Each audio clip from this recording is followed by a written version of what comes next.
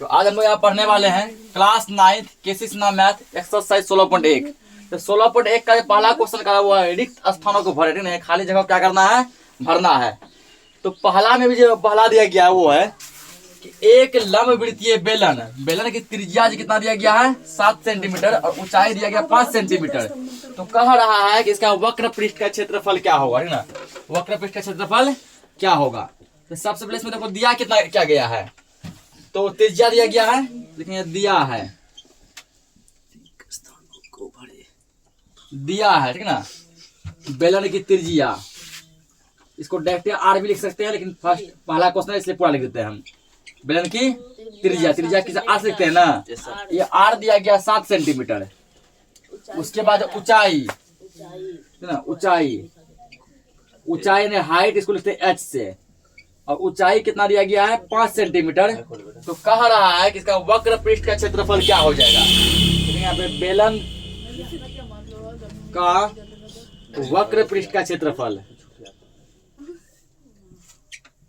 वक्र पृष्ठ का क्षेत्रफल, इसका फॉर्मूला हम मुझे बेसिक क्लास में जान चुके हैं कि फॉर्मूला इसका होता है 2 पाई आर एच, होता है ना 2 पाई आर एच, 2 गुना, अब पाई का मान कितना लेंगे, पाई का मान लेना 22/7, कितना लेना 22/7, 22/7 ले लिए गुना, आर त्रिज्या कितना दिया गया 7 दिया गया है, 7 गुना, ऊंचाई कितना दिया गया है 5 दिया है ना।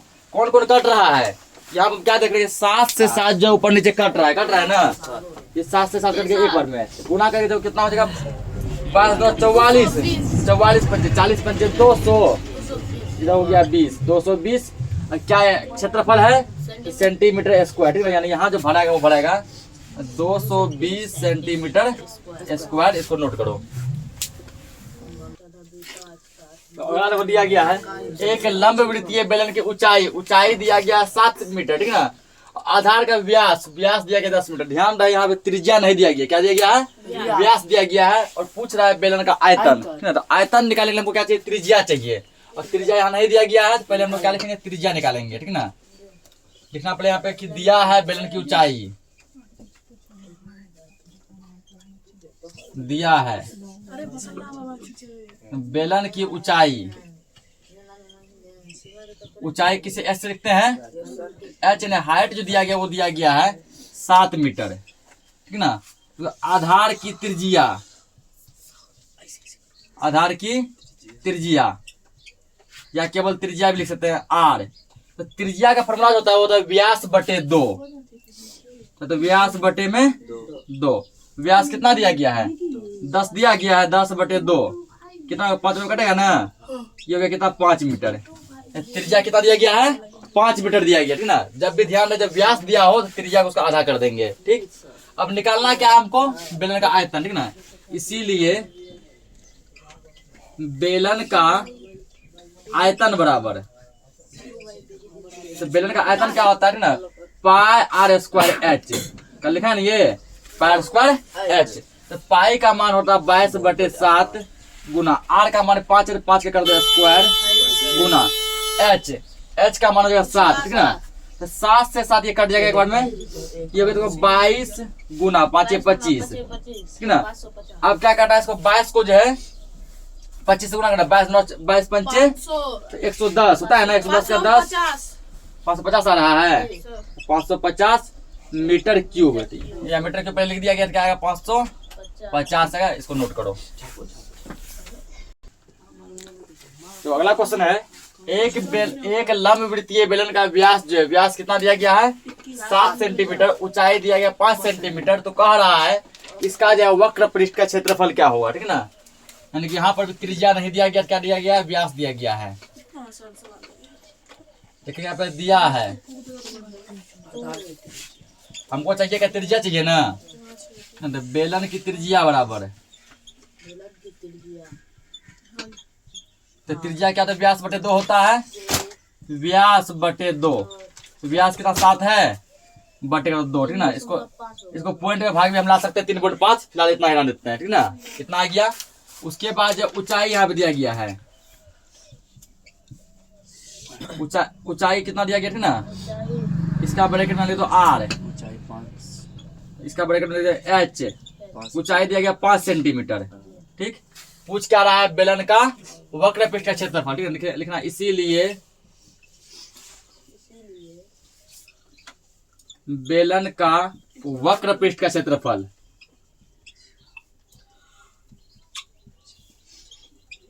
वक्र पृष्ठ का क्षेत्रफल ये होता है 2 पाई आर एच। 2 गुना पाई का मान होता है 22/7 गुना आर का मान कितना है 7/2 गुना एच का मान कितना है 5। ठीक ना, अब देखो इसमें कौन कौन कट रहा है, जो सब कट रहा है उसको कटाओ। तो 7 से 7 कट रहा है एक बार में, 2 से 2 भी कट रहा है एक बार में। ठीक ना, हो गया फाइनली 22 पंचे 110 110 जिसका क्या हो गया 110 सेंटीमीटर स्क्वायर। इस सवाल का आंसर हो गया यार, ये 110 सेंटीमीटर स्क्वायर। ठीक है ना, नोट करो इसको। ठीक है, 2 नंबर का पहला क्वेश्चन कह रहा है कि किसी समबेलन की त्रिज्या कितना दिया गया है 7 सेंटीमीटर, ऊंचाई दिया गया 10 सेंटीमीटर। तो कह रहा है कि वक्र पृष्ठ का क्षेत्रफल क्या होगा। ठीक है ना, त्रिज्या 7 ऊंचाई 10, तो वक्र पृष्ठ का क्षेत्रफल क्या होगा लिखना। पहले यहाँ दिया है, जो दिया पहले वो लिखेंगे। दिया है समबेलन की त्रिज्या, समबेलन की त्रिज्या, तो त्रिज्या ने रेडियस जो ये दिया गया है कितना 7 सेंटीमीटर है, और इसका ऊंचाई दिया गया है, ऊंचाई ने हाइट ये दिया गया 10 सेंटीमीटर। हमसे पूछा क्या गया है इसका वक्र पृष्ठ क्षेत्रफल। ठीक ना, समबेलन का वक्र पृष्ठ का क्षेत्रफल, वक्र पृष्ठ का क्षेत्रफल। इसका भी वही फॉर्मूला होता है जो कि होता है बेलन का। ठीक है, बेलन समबेलन दोनों समझो सेम ही है, यानी इसका हो जाएगा 2 पाई आर एच। 2 गुना पाई का मान होता है 22/7 गुना आर का मान है 7 गुना एच का मान है 10। ठीक ना, 7 से 7 कट जाएगा एक बार में, तो ये हो गया कितना 44 440 क्षेत्रफल है, तो सेंटीमीटर स्क्वायर लगेगा। नोट करो इसको। देखो दूसरा क्वेश्चन है, एक लंबवृत्तीय बेलन के आधार का क्षेत्रफल। आधार का मतलब बाकी बताए थे कल बेसिक क्लास में कि बेलन का जो दोनों आधार जो होता है वो क्या होता है, एक वृत्त होता है ना। जैसे ये बेलन होता है, ये वो आधार। ठीक ना, ये इसका क्या एक वृत्त है, यहाँ पे ये भी क्या है वृत्त है। ठीक ना, यानी इसके आधार का क्षेत्रफल ओवरऑल ये कह सकते हैं कि वृत्त का क्षेत्रफल जो दिया गया वो दिया पाई a स्क्वायर सेंटीमीटर स्क्वायर। इसका ऊंचाई दिया गया 20 सेंटीमीटर। तो कह रहा है कि इसका वक्र पृष्ठ का क्षेत्रफल क्या होगा। ठीक ना, वक्र पृष्ठ का क्षेत्रफल क्या होगा, तो सबसे पहले हमको क्या पता करना होगा, इसका त्रिज्या पता करना होगा। ठीक ना, क्या पता करना होगा त्रिज्या। लिखेंगे यहाँ पे बेलन के आधार का क्षेत्रफल, आधार का क्षेत्रफल। क्षेत्रफल जो यहाँ पे दिया गया वो दिया गया है पाई a स्क्वायर दिया है ना।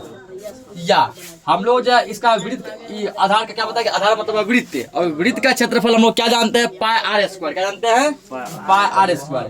लिख सकते पाई आर स्क्वायर बराबर पाई a स्क्वायर ना। तो पाई से पाई क्या हो जाएगा खत्म हो जाएगा। पाई से पाई कट जाएगा, ये दोनों इस साइड कट जाएगा ये। ठीक, यहाँ ये होगा ना पाई a स्क्वायर। ठीक ना, हमको निकाला आर का वैल्यू दिया आर स्क्वायर बराबर क्या बच गया a स्क्वायर, ये आ गया ना। हम स्क्वायर स्क्वायर भी हटा सकते हैं तो आर बराबर a बचेगा, लेकिन थोड़ा और सॉल्व कर लो। आर बराबर हो गया ये स्क्वायर हटेगा, इस रूट में जाएगा, यहाँ पे रूट में a स्क्वायर, इसीलिए आर बराबर हो गया a सेंटीमीटर। इतना आ गया ना, क्योंकि देखो रूट में क्या होता है जोड़ा मिला के बाहर आता है, रूट में स्क्वायर है, एगो कहाँ आएगा बाहर आएगा, आ गया। उसके बाद जिसका ऊंचाई दिया गया है, ठीक ना, ऊंचाई यहाँ पे हाइट जो दिया गया वो दिया है 20 सेंटीमीटर। ऊंचाई कितना दिया गया है 20 सेंटीमीटर दिया है ना। तो क्या पूछ रहा है इसका वक्र पृष्ठ का क्षेत्रफल। लिखो यहाँ पे बेलन का वक्र पृष्ठ का क्षेत्रफल 2 पाई आर एच। ठीक है, तो 2 गुना पाई का मान हो गया तो वो कितना 22/7 गुना आर का मान कितना है ए है ना, गुना इसका मान कितना b हो गया। ठीक, तो ये तुमको हो गया 22 में कितना हो गया 44 का आंसर में पॉइंट में दिया है क्या।